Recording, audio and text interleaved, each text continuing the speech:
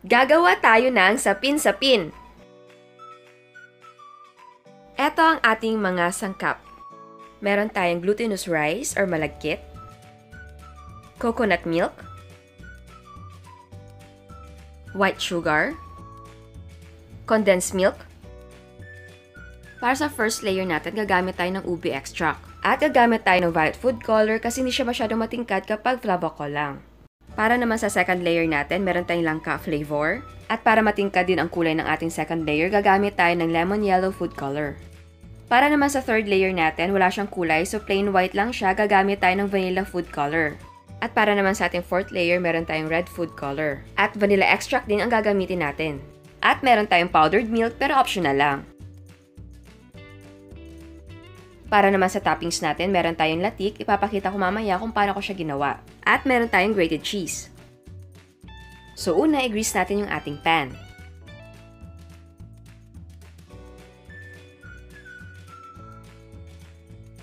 Bago natin gawin yung ating sapin-sapin na butter, magpapakulo muna tayo ng tubig para sa pag-steam natin mamaya.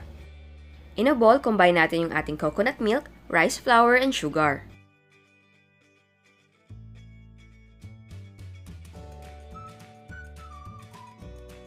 Tapos haluin na mabuti.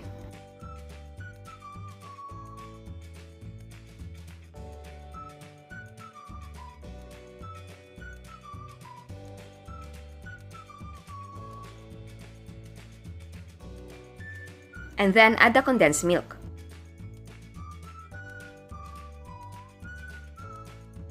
Tapos add the powdered milk and mix well. So ngayon, divide natin yung ating butter into 4 equal parts.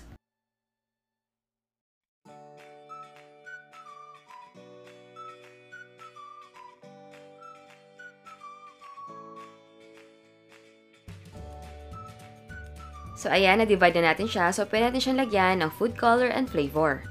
So eto ang first layer natin. So lalagyan natin siya ng ubi extract and mix well. Para sa mas matingkad na kulay, add violet food color and mix well.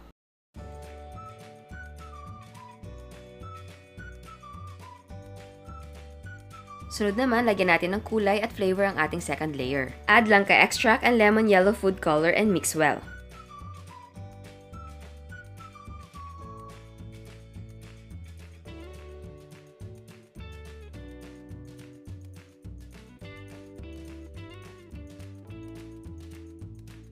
Para naman sa ating third layer, which is plain lang, mag-add tayo ng vanilla extract and mix well. Para naman sa fourth layer natin, maglagay tayo ng red food color and mix well.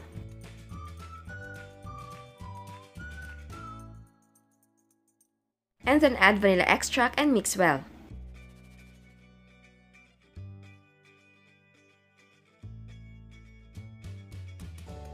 Ngayon, magluluto na tayo. I-pour natin yung ating ubi butter sa ating grease na pan.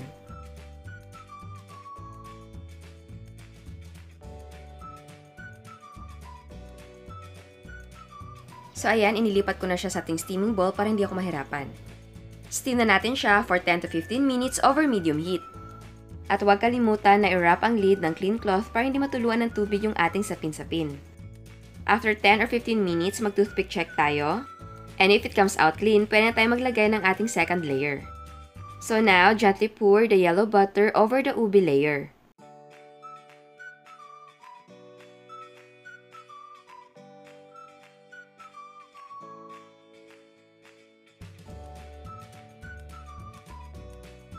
And steam natin siya ulit for 10 to 15 minutes. So ayan, luto na yung ating second layer, so pwede natin ilagay yung ating white butter.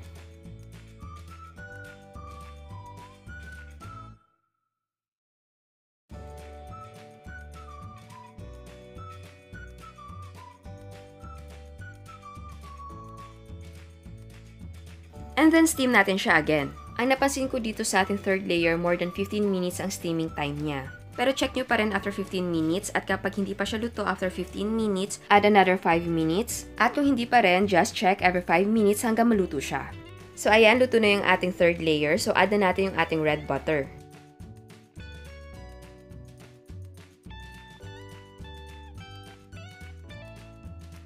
And for the last time, steam natin siya again. And same sa third layer, medyo matagal siya maluto. Pero check nyo pa rin siya after 15 minutes. So ayan, luto na yung ating fourth layer. At dapat palamigin muna bago natin siya i-unmold. So ngayon, ang gagawin ko, magbabrush ako ng oil kung saan ko ipapatong yung ating sapin-sapin para hindi siya dumikit.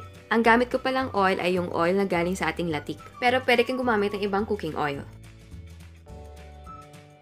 Kung napapansin nyo, may mga spots yung ating sapin-sapin kasi tinakpan ko siya no medyo mainit pa siya kasi umalis ako. Kaya yung steam niya tumulo pero okay lang yan kasi babalik na rin naman natin.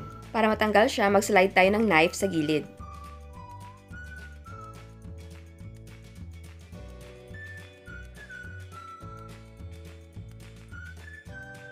Tapos balik na rin natin sa mas malaking pan or sa plato.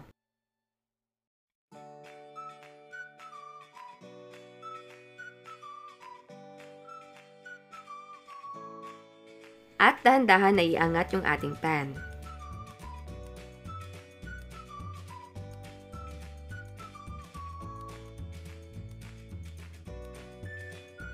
So, ayan na siya. Kung napapansin nyo, medyo na-deform yung top part kasi dumikit siya masyado sa ating pan. Kaya kailangan talaga na well-greased ang inyong pan. At nilagyan ko rin ng cooking oil yung ating knife para hindi ko mahirapan sa pag-slice. So, ayan, slice na natin siya.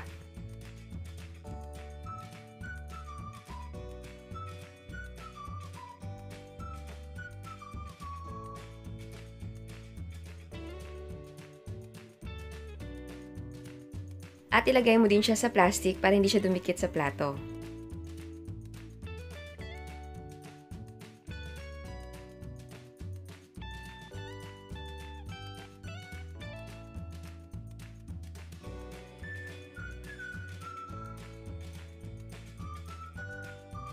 At kapag naghiwa kayo, ihiwalayin nyo agad. Kasi didikit din yan ulit.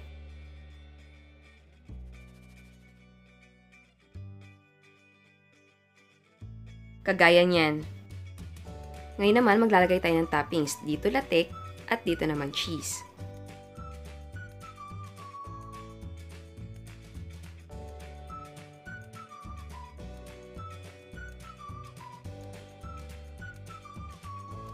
So ayan, eto na yung ating sapin-sapin. So ayan, titikman na natin siya. Galing nga pala siya sa chiller kasi hindi ako kumain agad nung pagkaluto. So, ngayon lang. Ayan. Oops. Oh. Amuyin ko ha. Ang bango niya, as in. Kasi yung yung ube, tsaka langka na nilagay natin na extra. Ang bango niya. Ang lambot. Ang sarap. Ay! Ang sarap talaga. Oh my gosh. Ang sarap. Promise. Tsaka, hindi naman siya dumidikit sa ipin ko. Kasi diba yung iba dumidikit?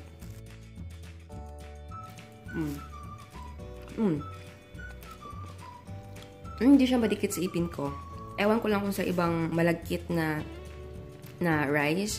Pero yung gamit natin, para sa akin na hindi siya dumidikit. Kaya, gusto ko siya. Ay, ang sarap. Alam mo yung lasa na hindi tinipid. Ganun. Sarap talaga. Ang sarap talaga.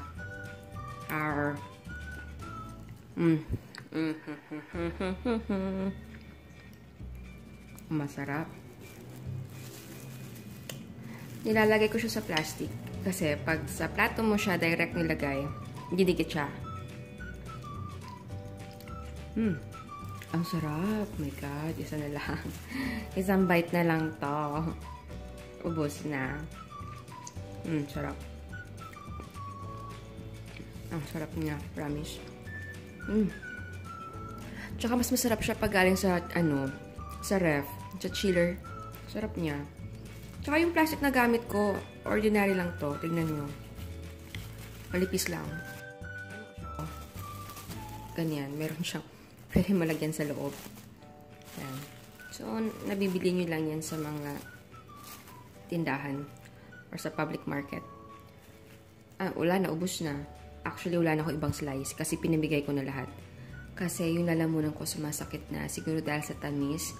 Pero alam mo, hindi ko alam kung magsisisi ba ako or okay lang kasi masarap talaga siya. Wala natira talaga pero sige, agawa ako ulit nito.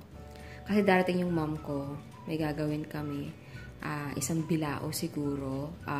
May kutsinta, may puto, tsaka sapin sapin. No, I'll try to make pichi-pichi pero hindi ako makahanap nung fresh na cassava. So, siguro try ko kung may powder. Try ko lang talaga. So, kung wala kayong pang kulay at wala kayong pang flavor, I think okay lang. Masarap din siguro siya. Pero mas masarap talaga kung may layer of flavors kayo. Tsaka hindi siya over, hindi over yung flavor niya. Yung parang nag-overpower siya from each other. Hindi ganun. Balancing-balance. Maganda yung combination nung flavor natin. Kaya, yeah, please try. Masarap. At eto ang mga prices ng ating mga sangkap. Kung gusto nyo na hindi masyadong malagkit ang inyong sapin-sapin, pwede nyo siyang i-combination sa rice flour na plain. Kung ayaw nyo na masyadong malambot, pwede nyo gawing 2 cups ang coconut milk. Sa toppings naman, pwede kang gumamit ng roasted peanuts. At kung gusto nyo na hindi masyadong matamis, pwede nyo bawasan ng sugar. And yes, pwede nyo siyang hiwain ng mas maliit.